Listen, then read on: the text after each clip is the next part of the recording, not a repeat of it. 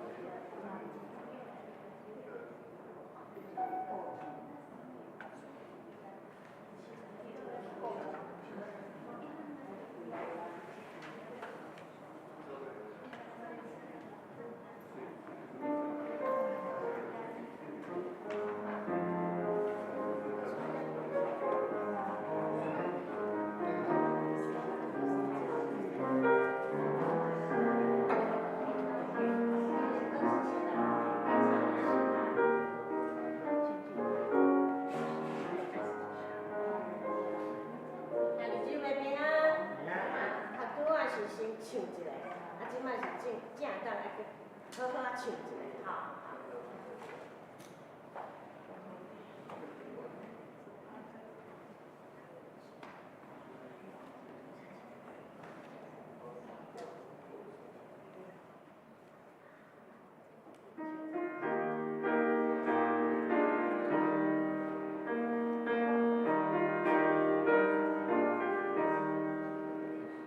我是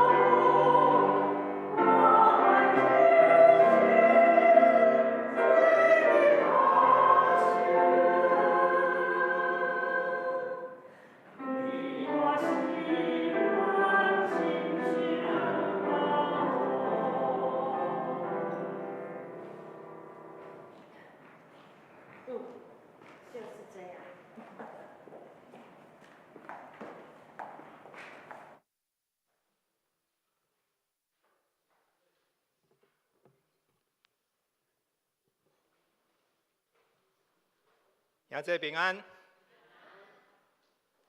伫礼拜开始进前，咱同心来祈祷。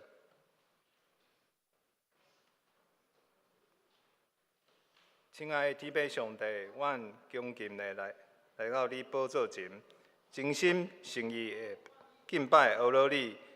伫今仔日的礼拜中，阮将所有的荣耀拢归乎你，求你的信心甲阮同在。感谢你的恩典，祈祷是奉主耶稣基督的名来求，阿免。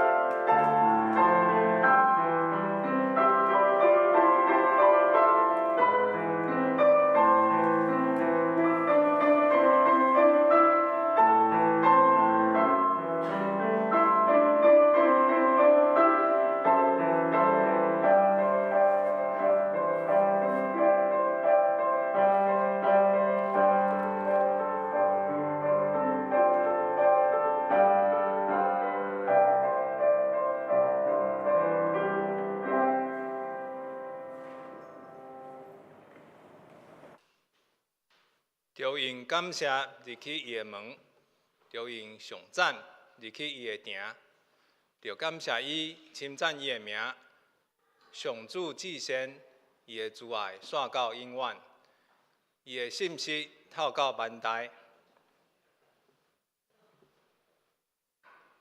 请咱三甲来吟诗，阿罗上帝，圣诗18首，我心阿罗上帝。请大家起立。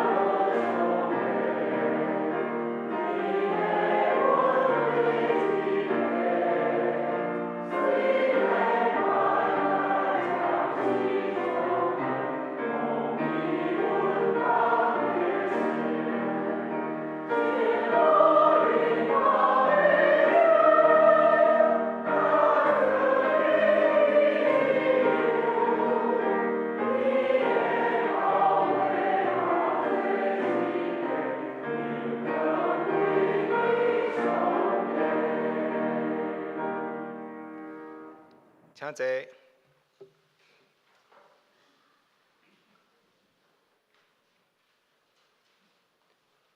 请咱同心来祈祷。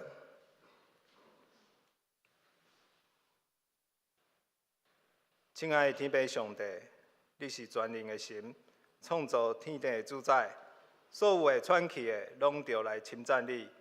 愿用心灵甲心识来称赞你。你的慈爱比生命搁较好。阮的嘴唇要永远的称赞你。你是我的气力，我的盾牌，我靠你。你帮助阮，阮的心大欢喜。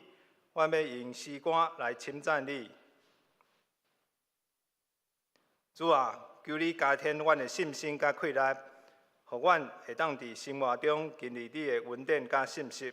愿阮伫困难甲挑战中坚定不移，仰望你的带领。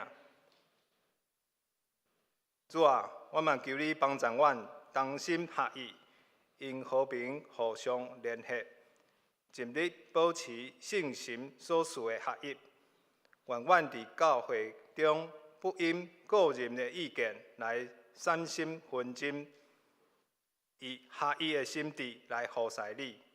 求你赐予阮智慧甲疼，互阮会当彼此扶持，共同建造属伫你的教会，成做心得光甲希望的所在。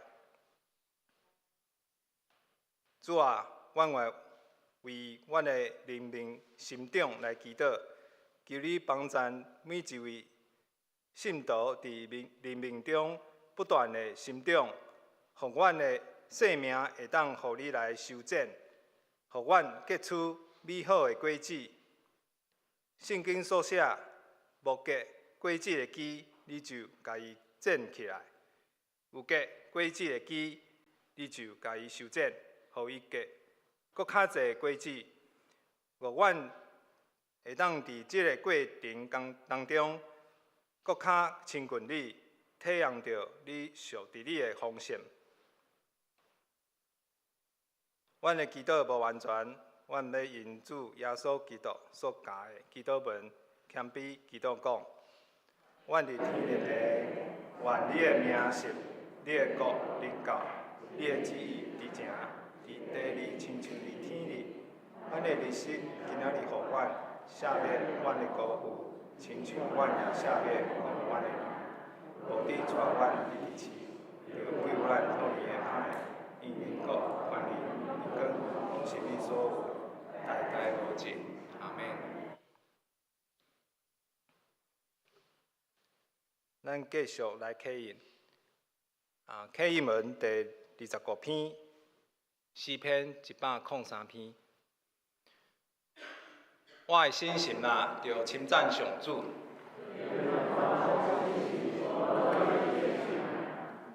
我的心神啊，着称赞上主。伊赦免你拢总的罪，伊救你脱离死亡的陷阱。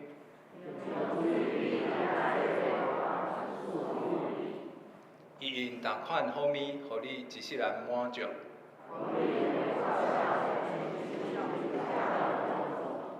上主实行公义，上主有慈悲有仁爱，伊袂久长责备，伊袂照咱的罪挂责罚咱。天离开地有偌悬，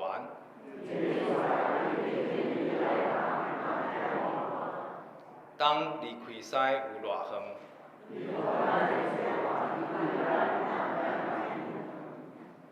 老爸安怎疼惜家己的囝儿？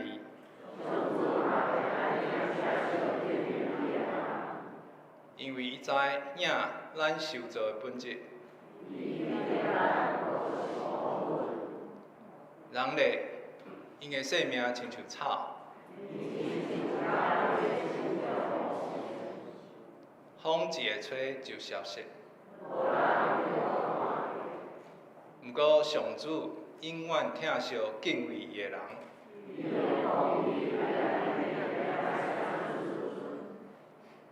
就是遐个遵守伊的约。上主伫天顶设立宝座，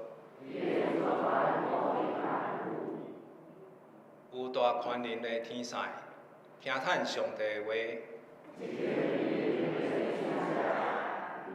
因着称赞上主。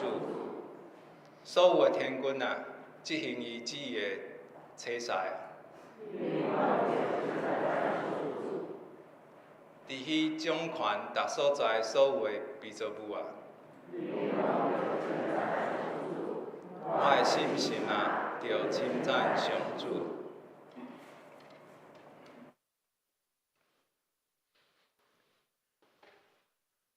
恭敬来听上帝的话，上帝的话记载伫新约圣经马可福音第12章41节到44节。耶稣坐伫圣殿奉献柜的对面，伫看人献钱落去，真侪好野人献真侪钱。有一个善食的寡妇来献2个铜钱仔，就是1角银。耶稣叫门徒来，甲因讲：我实在甲恁讲，即个善食的寡妇献入去奉献柜的，比这人献的搁较济，因为因拢是献咏春的。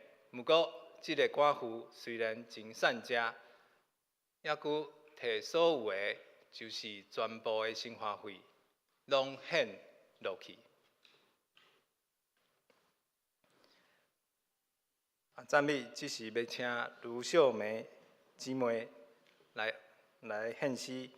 伊今仔日要用的诗歌是我的牧者。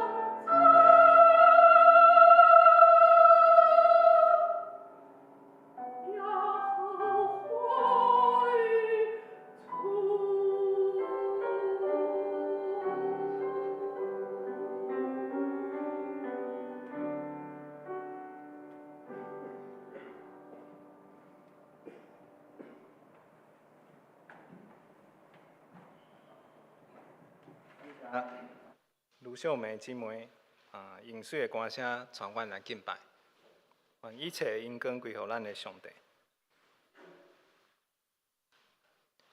这时要请台湾新学院的张志伟牧师来传讲上帝的信息。伊今仔日要分享的题目是全人奉献的真实信徒，请张牧师。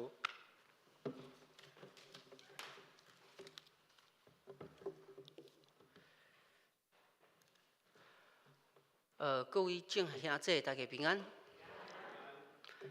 首先，我要甲你说实个吼，因为我是原住民，我袂当用台语讲道吼，讲道，所以台语就到这吼。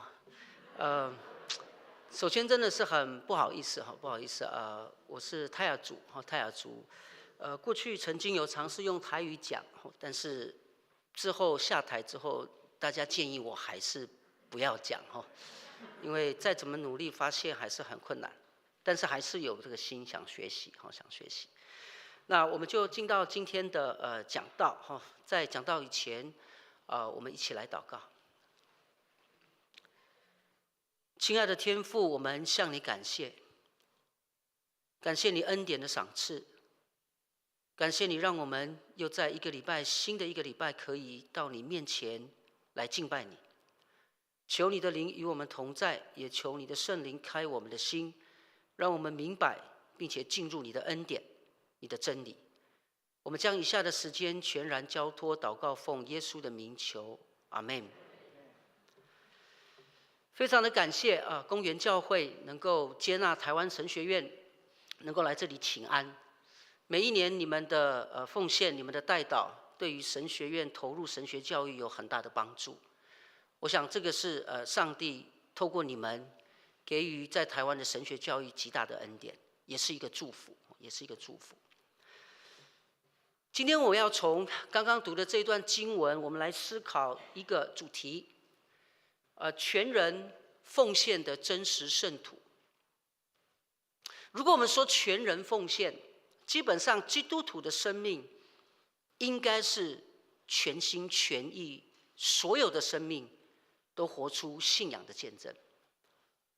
所以如果是全人奉献、全人献上、全人见证的话，那个就跟我们的专注力有关系。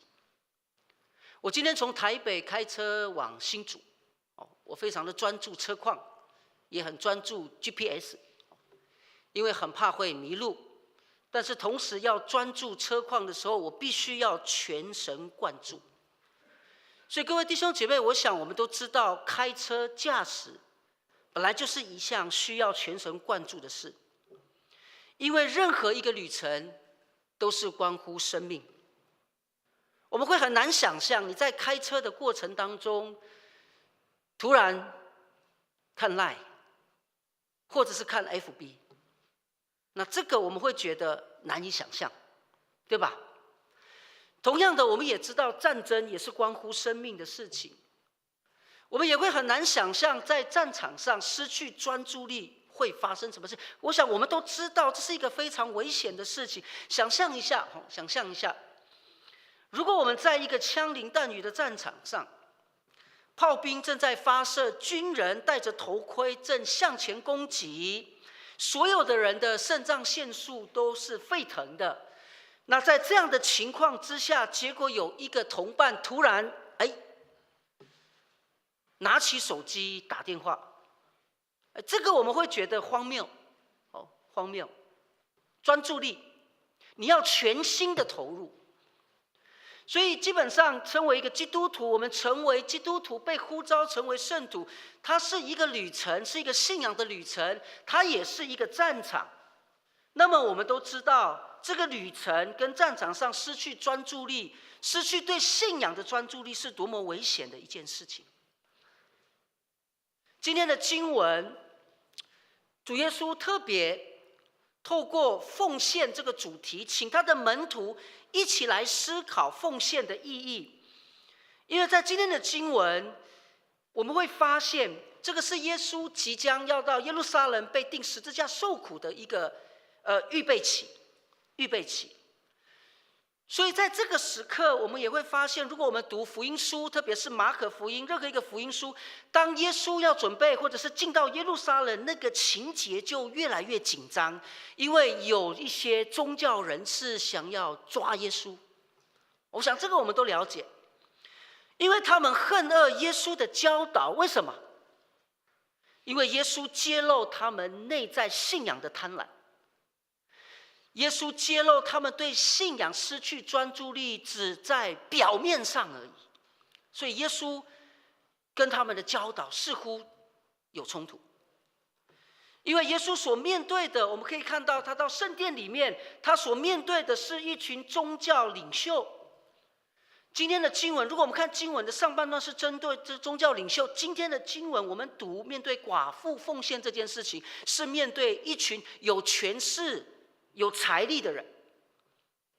主耶稣看着这一些人把奉献投进银房的这个奉献箱里面。那如果我们去思考一下当时的圣殿奉献就像这个样子一样，要投币进去。那你奉献的多寡会有响声，所以多寡会因着响声的大小来决定。那当然人期待听到什么？大声。但是很有意思。耶稣在这样的一个奉献，他专注的不是权势，不是金钱的大小，不是地位，而是一个在社会非常低层的贫穷的寡妇。经文告诉我们，他投的是不起眼的2小钱，但是耶稣说这个奉献是他悦纳的，他接纳的。所以从这个经文我们来思考一下，我们自己作为基督徒，我们领受恩典，我们该如何献上自己，并且活出这种全人献上的生命。所以被耶稣呼召成为基督徒，基本上期待是一种全人献上的生命。这个是来自旧约。旧约上帝拣选以色列人，他拣选他们，将他们分别出来。当然他也特别拣选一群祭司，那这些是非常特别被呼召的一群人，在圣殿里面供职。然而非常讽刺的是，在耶稣的时代，有许多被呼召的祭司们正在走向灭亡的道路。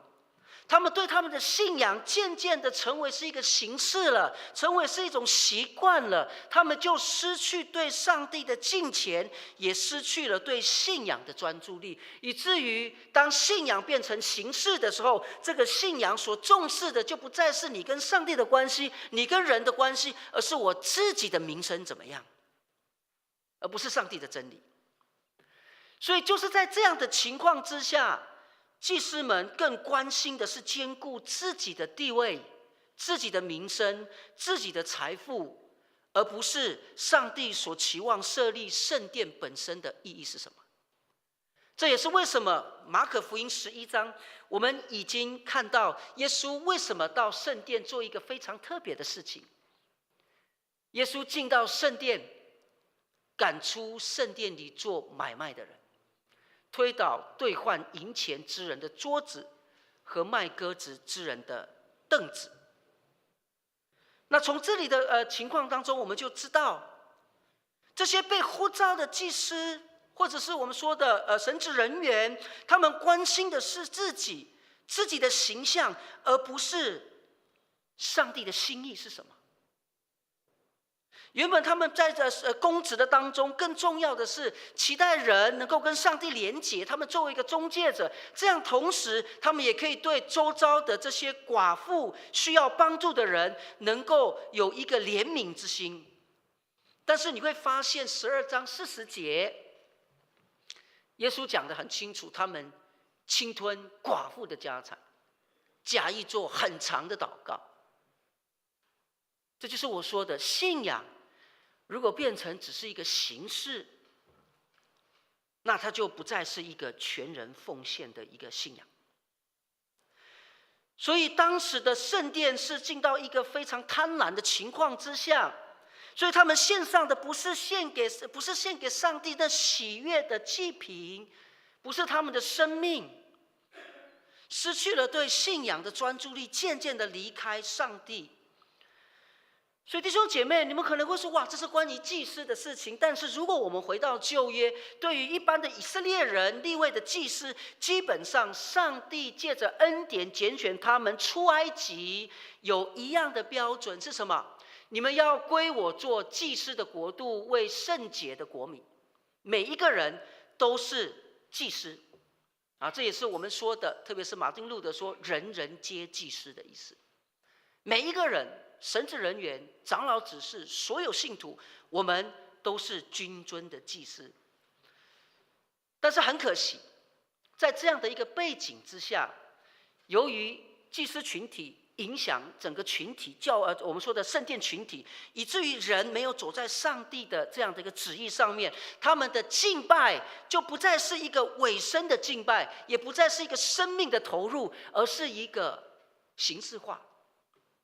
那就在这样的情况之下，耶稣就邀请门徒来看一个人的奉献。他们的眼前是一位穷寡妇。经文告诉我们，他在这个奉献箱里面投了2小钱。当然讲2小钱，我们不知道到底是多小。但是如果我们从希腊文这个2小钱去理解的话，我们去了解当时的情况，他所奉献的是当时1天工资的1/6啊，那个非常的少啊。我们会说哇，没有办法算，但是我帮你们算过。如果我们算成台币1天的工资，我们算成这个平均的工资，然后算成1/64，那大概不到20块，大概16块。但是经文也告诉我们，那个是他的所有。我们不知道他这样的奉献，他晚上该怎么办。从这样的奉献，我们看见他把自己完全交给上帝，更重要的是，他把他的心完全投入给上帝，交给这一位永活的上帝。所以我们可以说，我已经讲过，当时这个腐败的祭司的体制，腐败的圣殿的一个敬拜的一个模式，在某种程度上面，耶稣叫我们看这个寡妇，似乎是提醒他们什么？在某种程度，这个寡妇比祭司更像祭司，他是全心的投入，他献上的是上帝所喜悦的。44节他说把一切养生的都投上。如果我们从原文，他从他的贫穷中投入他的一切。我想这个不是金钱的多寡的问题，这是一个心献上的一个很重要的问题。但是经文的焦点除了寡妇以外，事实上我们可以看到，从整个马可福音，如果我们继续读，你会发现他的全人献上是一个记号，指向一个更大的奉献。那个奉献是谁？就是在几天之后，有一个人他将要被钉十字架。耶稣为了你也是全人的献上，为了我们的生命，他被钉在十字架上。这就是为什么当耶稣要上十字架的时候，我们每次领圣餐，对不对？你们拿着吃，这是我的身体。意思就是这是我的所有，我的全部。这也是为什么使徒保罗在哥林多后书8章9节讲得非常的清楚。你们知道我们主耶稣的恩典，他本来是父主的，他本来是神，他有荣耀尊贵的冠冕，他拥有一切，但是却为了你跟我成为贫穷，叫你们因为他的贫穷，我们生命当中得到丰富的恩典。所以弟兄姐妹，寡妇是一个记号，真正指向的是一个终极的奉献。耶稣为我们献上一切，包括他的生命。因此我们可以从寡妇这样的一个角度可以看到，耶稣为什么要指向他？为什么要请门徒看这个寡妇？更重要的是要请门徒知道，这个寡妇所做的是指向我要为你们做的。所以我们从耶稣的献上，我们也可以看到，这是一个上帝在基督里的恩典。因为彼得前书2章9节讲得非常的清楚，唯有你们是被拣选的族类，是君尊的祭司，是圣洁的国度，是属于上帝的子民。所以弟兄姐妹，我们在这里看到说圣洁的国度，意思不是说我是一个完美的人，我是一个 perfect 的人，没有罪的人，不是。被呼召圣洁的意思是我们被恩典分别出来，属于上帝。虽然我们还是不完美，虽然我们的奉献还是不足，但是我们因着基督被分别作为上帝的儿女。所以对于我们这些已经领受恩典的，我们的回应基本上是一种全人的委身。上帝首先关心的不是我们的钱财多少，虽然我们知道一切拥有的基本上就是上帝的。这段经文不仅仅是关于外在的行为，更重要的是我们内在的动机是什么，我们的心怎么样面对上帝还有面对人。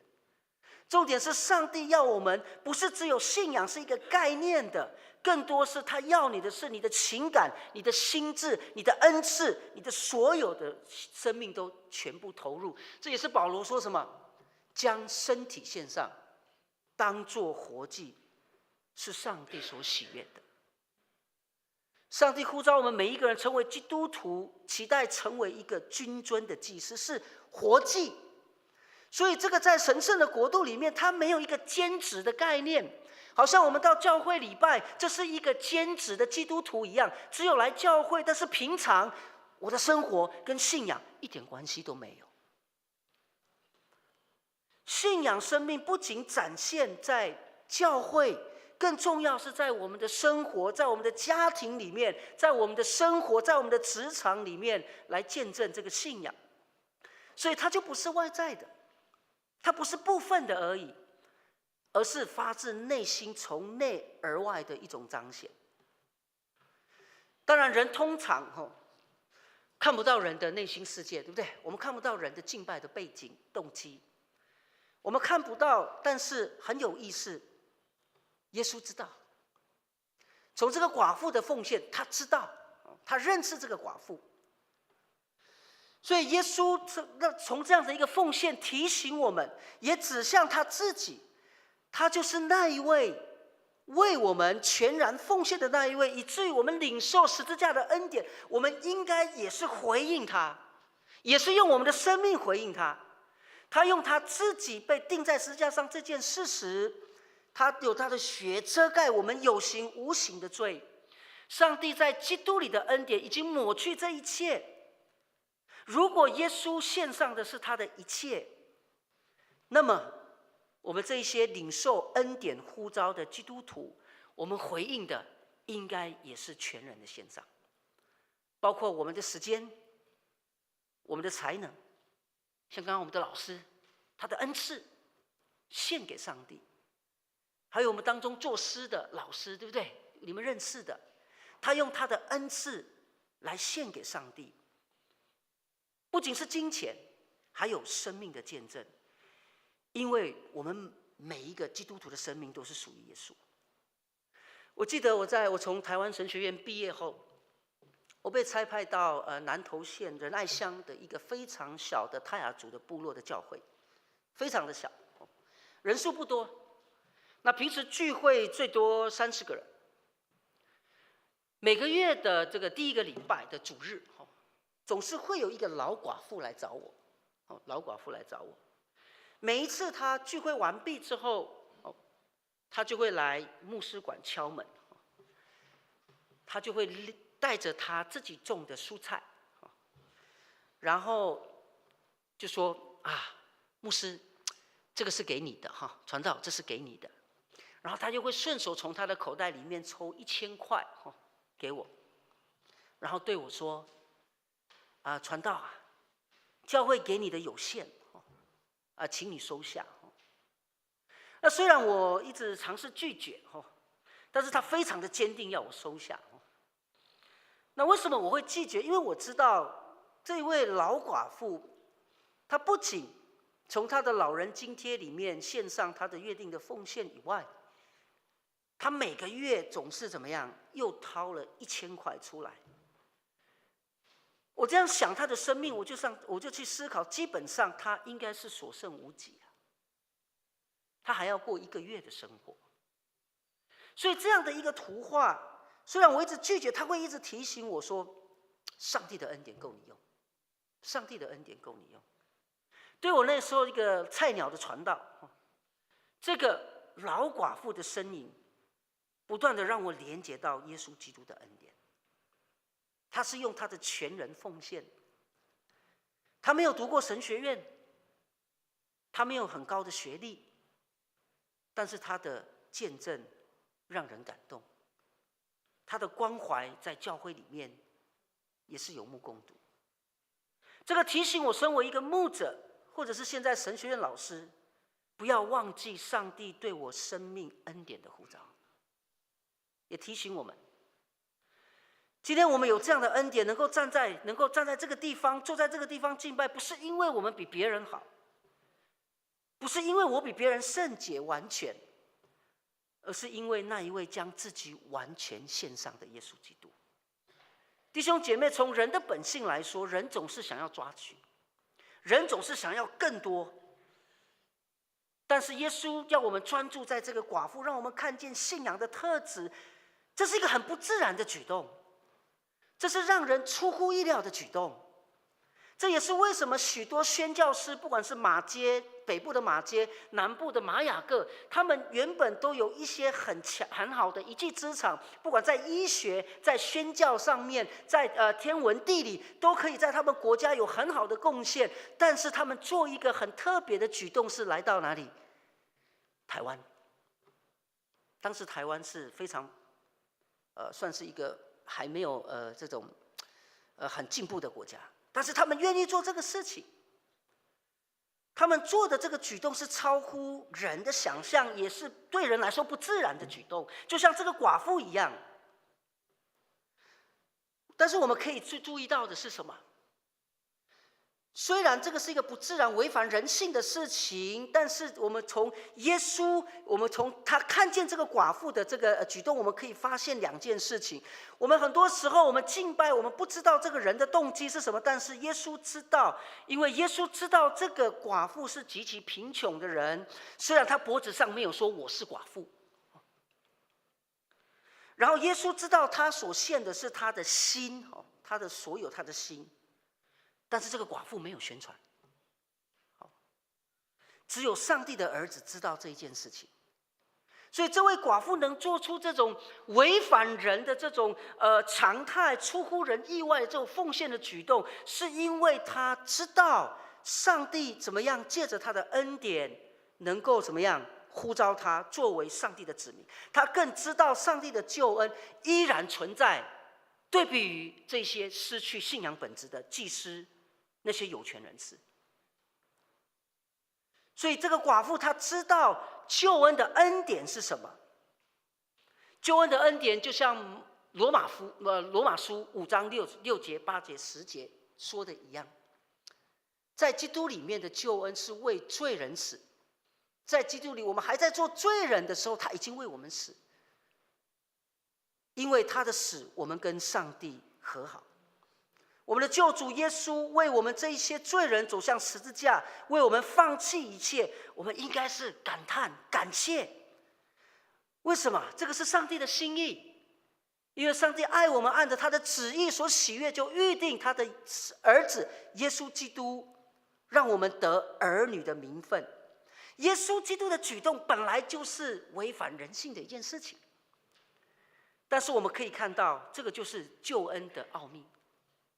就好像耶稣用他所有的生命献上一切，他所求于我们这些被呼召的所有的圣徒，包括牧者，包括长子，我们要回应的是全人的回应。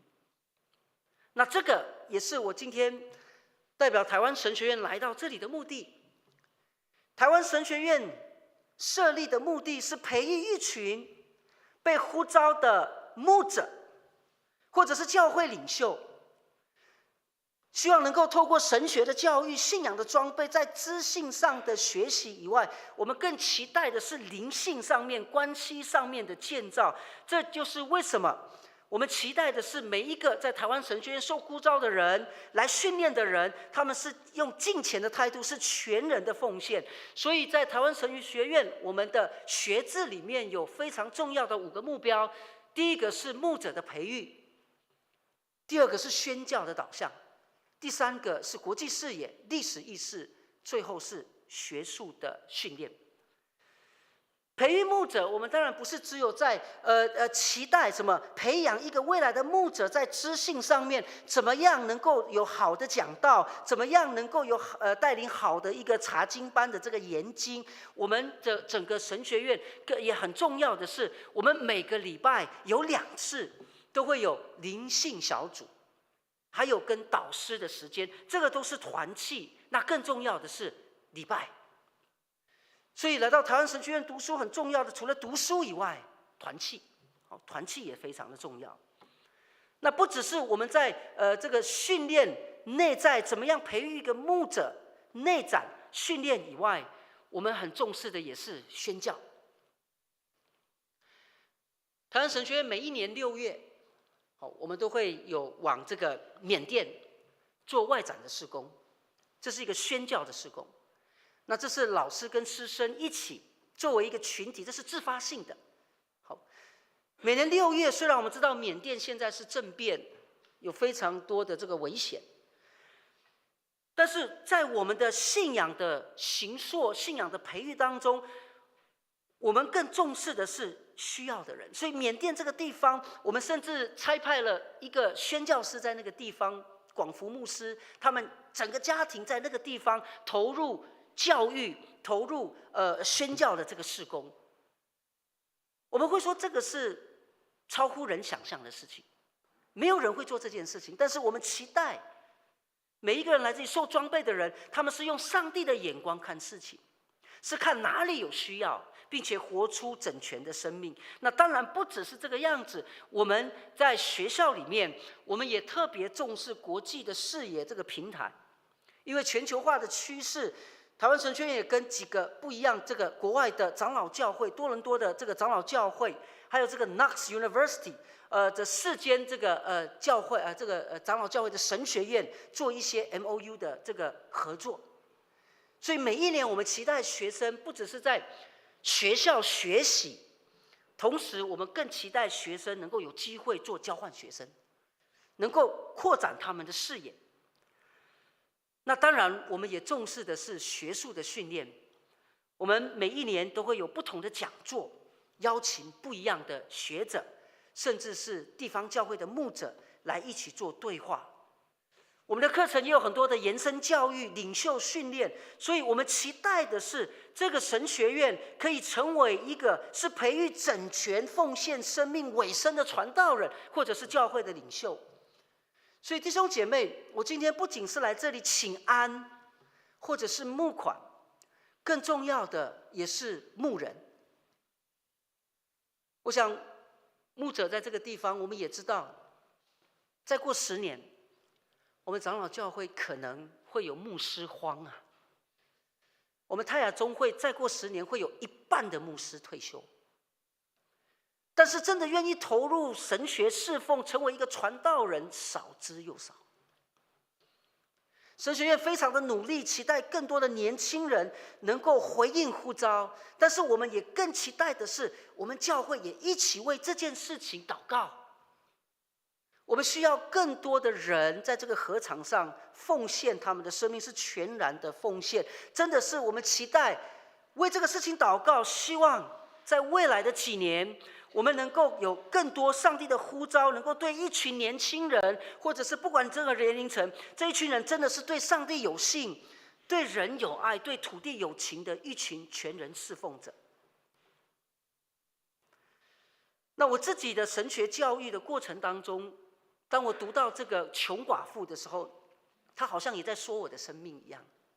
我是从南投这个仁爱乡泰雅族的部落生长的，我的家庭是非常贫穷的家庭，但是我有父母亲我的父母亲是对于信仰非常坚持的。我们虽然贫穷，但是父母亲对信仰是很执着。我的父母亲是做农的，所以每一次春季、夏季、秋季，我没有寒暑假就会跟他们一起去种田。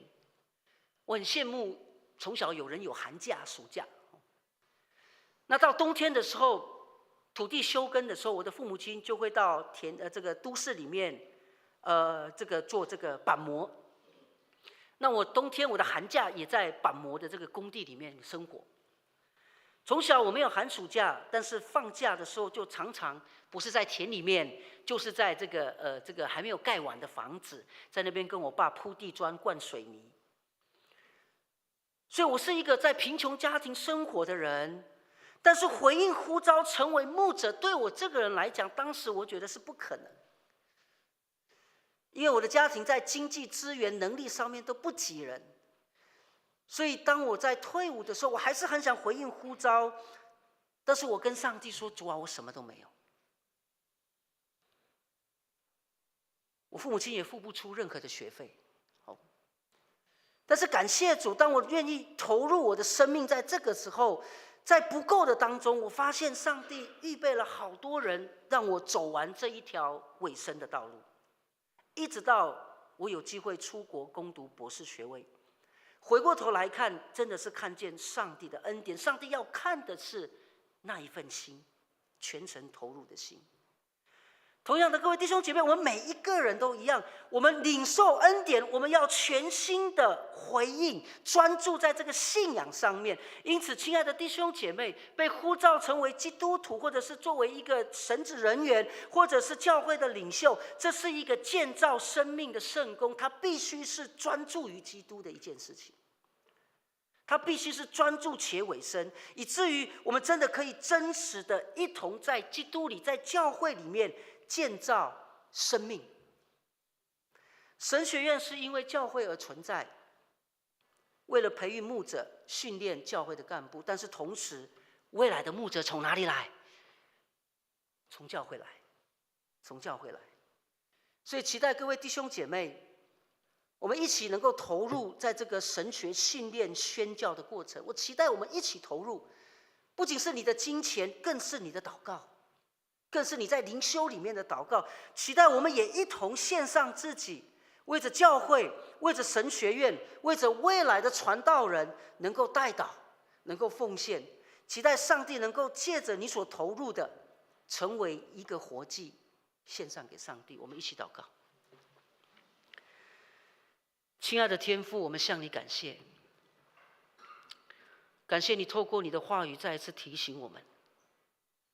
我们不仅看见一位穷寡妇的见证，我们更看见是你对我们所做的，帮助我们的信仰不断的专注在你的身上，不断的数算你的恩典，以至于我们在任何情况当中，不是埋怨，不是批评，而是献上感恩，彼此鼓励。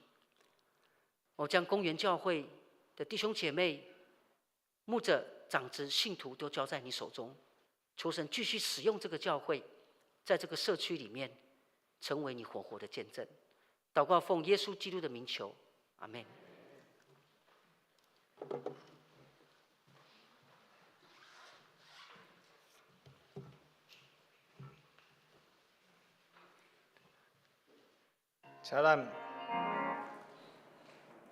请咱来吟诗来回应上帝的话，信息的。OK， 可以。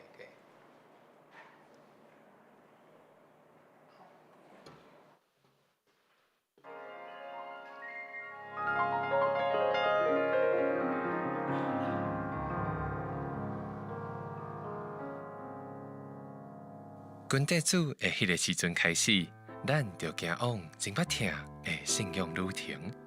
这也是属于家己的旅程，排起家己的十字架，不管紧也是慢，咱拢尽全力向前，总是有真侪咱料想袂到的情形，所以难免会感觉孤单、无伴，甚至会感觉野生，想要放弃。上帝的疼是超过咱会通理解的疼，这个疼显现出咱生命中的美好，也是陪伴咱度过困难甲挑战的力量。爱是被呵护，爱是支持到底，爱是一种陪伴，是一个双向的关系。我的外婆，上帝和我的家人，想到我的爸爸，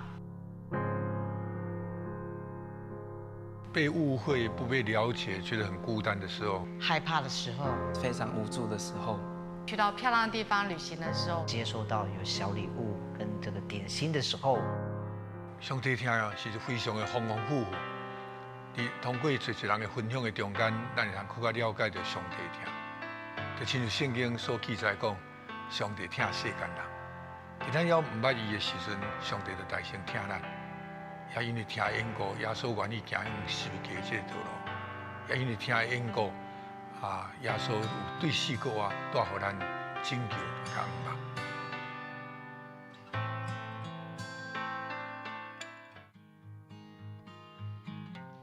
主要是在时间上面的管理，越来越会自我怀疑，也对未来的方向感到很迷茫。希望能够透过音乐，让人和神产生更好的连接。学校有很多的资源跟机会，可以让我去学习我不足的地方。我们未来是教会的传道人，我们必须要思考到我们未来服侍的对象，也希望我们能够用正确的福音，把这个好消息能够正确的传递给他们。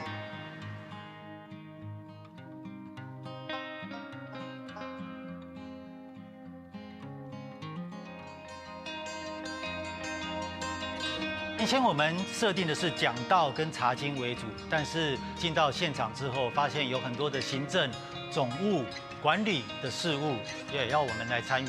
不同人的需求非常的多元，很难用自己的知识跟能力来满足不同会友的需要。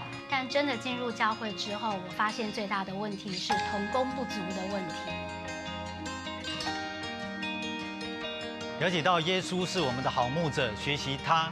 了解每个羊群的需要，所以我们借着上帝给我们的智慧与能力，我们也满足羊群的需要。学习到更多了解自己的有限，然后更需要安静来到上帝的面前，依靠上帝的能力，寻找同工，也陪伴他们一起来学习，我们都从当中一起得到成长。大城伫台湾的社会内面，只是一个小型的宗教研修学校。观察会当行过152年，在这个过程中，毋但看见上帝的恩典，也看见兄弟姊妹因为疼，透过实际的行动、金钱的奉献来起造这间神学院。这款疼并无因为时间消失，而犹阁留存伫这个校园的各所在，直到永远。亲像圣经尼希米记2章18节所讲。我甲因讲，我的上帝的手怎样帮助我？甲王对我讲什么话？因讲，咱起来起做。对安尼，因奋勇做一个好的工。兄弟姊妹，邀请咱做伙手牵手，为着台湾新人院的未来，奉献出咱的一份力量。疼是付出甲奉献，也是一款深深的承诺。伊的计划。互咱伫疼的中间向前，伊的计划，互咱伫疼的中间得到完全。虽然每一个人的脚步无同，无论头前安怎，咱犹顾继续向前跑走，行往对上帝有信、对人有疼、对土地有情的意向。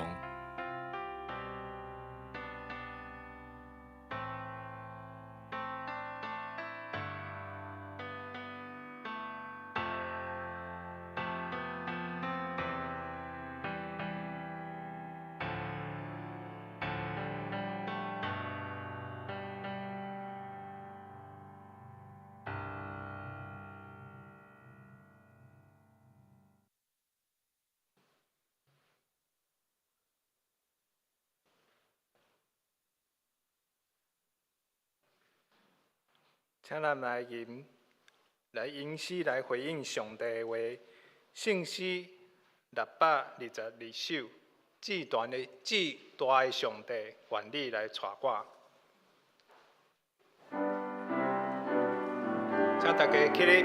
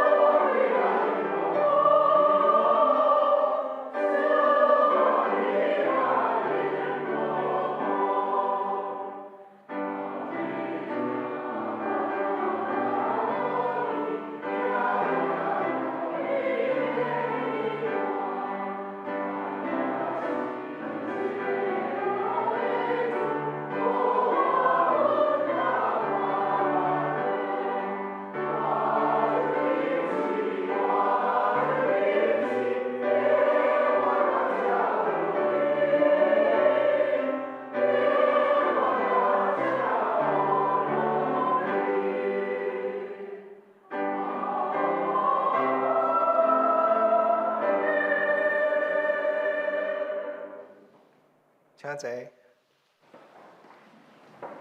请用奉献来回应上帝恩典，请事献的同工。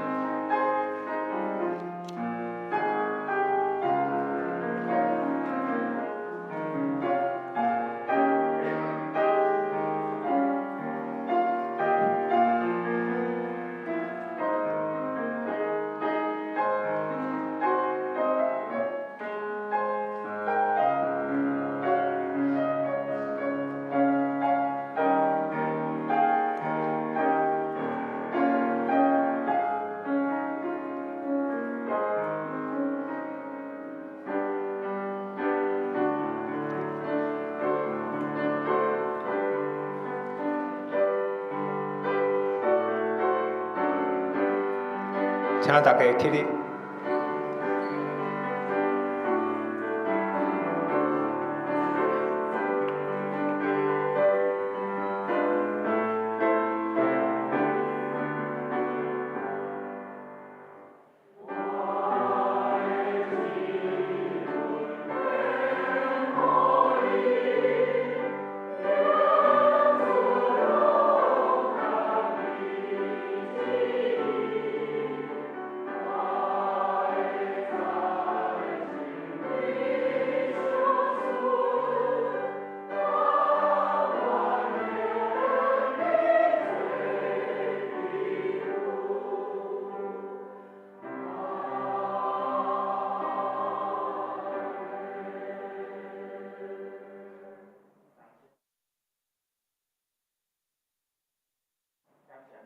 算阮最烈的信徒，也感谢你看命，以善华历史牧师教阮中间，求主纪念伊的事件，要求主你接纳阮的奉献，使阮智慧、慧力甲勇气，互阮所行、所想、所做，拢会当合你的旨意，祈祷奉主耶稣基督的圣名。阿门。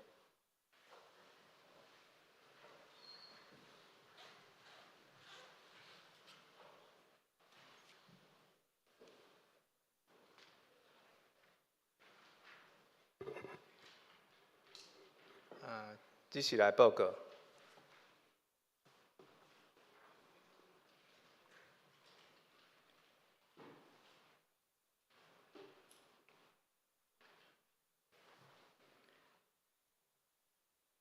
本主日欢迎张志伟牧师代表台湾圣阿姨来访问吼，伫2场礼拜中来请安报告。嘛，请兄弟为台湾圣阿姨的事工来关心奉献。谢谢。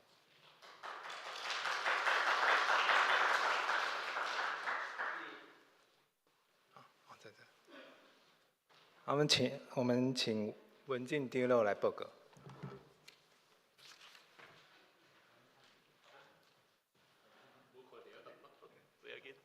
好，兄弟大家平安。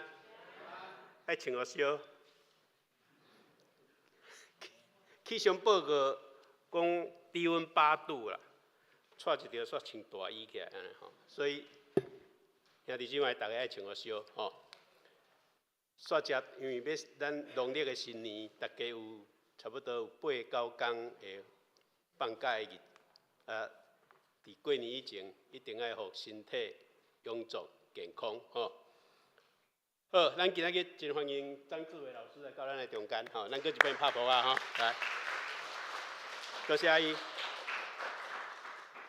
咱个先报告台神啦吼，台神咱小会已经有决定要甲台湾新人院伫差不多是3月开始有一个新学系甲中华教会协办的包办的课程，伫咱公教会会要办一个基督信仰神学讨论这个课程来伫遮来办，总共一届是3点钟，吼，是伫拜六的9点，拢伫咧安排伫拜六的课程，吼，9点半到12点半安尼，吼，有意爱来参与来参加这个课程的兄弟，请你会当来注意刷接落去咱教会所公布出来的消息，吼。好，来，后一礼拜，咱1月19的时阵，是咱的联合礼拜，咱是会员好会，是早起10点开始，吼。会员好会主要的目的，就是所有的事工的团队伫过去1年所做的事，伫遮向所有的会友来报告，嘛报告过去1年的收入的决算。甲今年2025年收入甲支出的预算，吼，请咱的会友正同工拢爱同齐来出席，特别有报告的单位一定爱首长爱当来报告，吼。好，来，咱看第5点，吼。咱财务长老甲咱提醒咱伫食便当的部分，或者是用餐的部分，咱1年的开销有较侪，期待咱会当减少。所以对后个月开始，咱所有的同工，无论你是服侍者还是迄个无服侍者，伫礼拜主日这个时阵，像咱今仔日伫楼骹1楼迄个登记便当这个事，咱每一人拢爱交50块，吼，拢爱付50块，吼，安尼。毋望即个会当成就咱以后所有的迄个，就是无论你是毋是服侍，也是你是来参与礼拜，咱教会代替你来订便当，每一人拢付50，吼，安尼，即个请咱大家会当来谅解，当来注意，吼。来，咱拜六的时间有少气、学青、歌社青，甲敬拜团，这所有的同工的服侍中间，咱有迄个5饼2鱼这个爱餐的小组，这个小组真期待有搁较侪人愿意来参与，啊，互即个轮流的迄个次数袂当遐会当较久啦，吼，会当较久。所以，望你若有意爱伫拜六来准备爱餐的，你来找蓝丽琴，吼，来丽琴姊妹遮来甲伊接触，啊，会当欢迎咱的兄弟来参与即个服侍。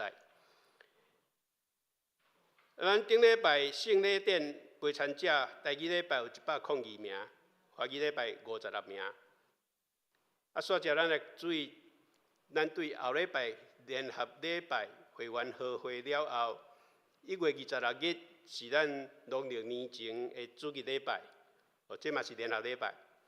这个牧师是赖什么？讲道是赖牧师，哦，这上午10点半开始联合礼拜，吼。注意咱时间哦，吼，啊来1月29，1月29是咱长老教会特别有的一个新春庆社礼拜，就是农历的正月初1，农历的正月初1，所以这个是牧师会来负责讲道。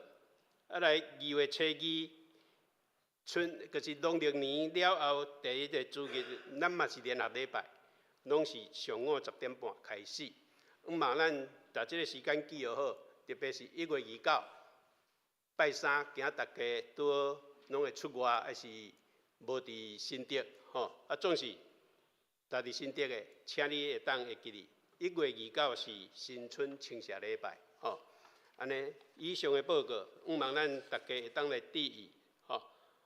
啊，咱新竹中会另外一个1月22日拜三伫大德教会要召开第85届第2次议会，啊，咱2位牧师甲咱第2长老春美长老会参加这个会议，安尼。以上报告，愿上帝赐福咱众人。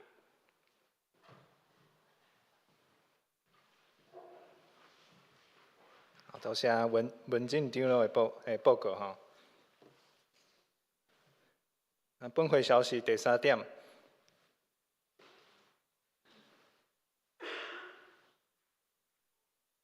咱依照咱个人资料保护的法律吼，咱今年的会员和会的手册，咱是要用号码来记载个人的奉献，啊，并且伫1楼来公告个人的名甲号码的对照吼，啊，这是今年的改变哦，请兄弟来见谅。第4点。主日学年度拔萝卜的家庭日是1月18号这礼拜六伫上午10点，伫郑永国长老的厝来举行。欢迎主日学的学生甲家长，甲你要邀请的好朋友来前往哦。这是主日学的消息。第6点。咱教会有一个基要真理班，今仔日下晡12点半要上第2课。新的生命，新的生活，啊是赖牧师来主理，地点是602的教室。欢迎咱教会的兄弟啊，对信仰有搁较要去明白的信仰的。会当来参加。第8点，咱教会寒假的期间要来开放咱6楼的教室，互学生来温习功课吼。时间是拜1到拜5上午8点到暗时9点。哦，咱教会的这环境嘛足好的，哦足安静的。哦，咱大家若学生有这个需要，会当来咱教会来这边来温习功课吼。好，以上报告。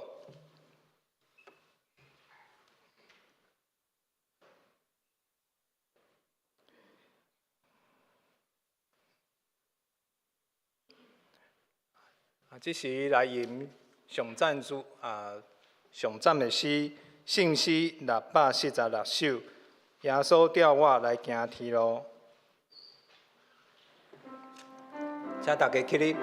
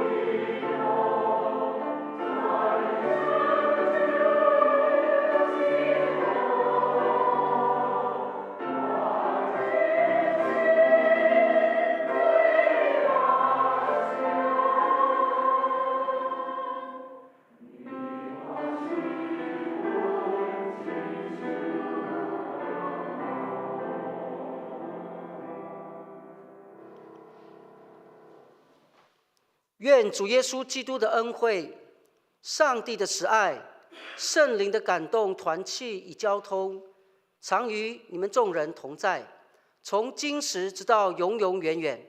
阿们。